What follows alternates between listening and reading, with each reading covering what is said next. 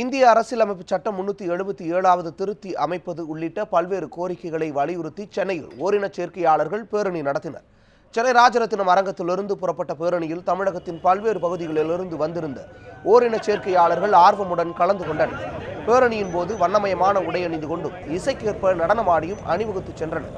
தங்களுக்கான உரிமைகளை வழங்குவது, இந்திய அரசியலமைப்பு சட்டம் 377வது பிரிவை திருத்துவது உள்ளிட்ட பல்வேறு கோரிக்கைகளை வலியுறுத்தி முழக்கங்களை அவர்கள் எழுப்பினர்.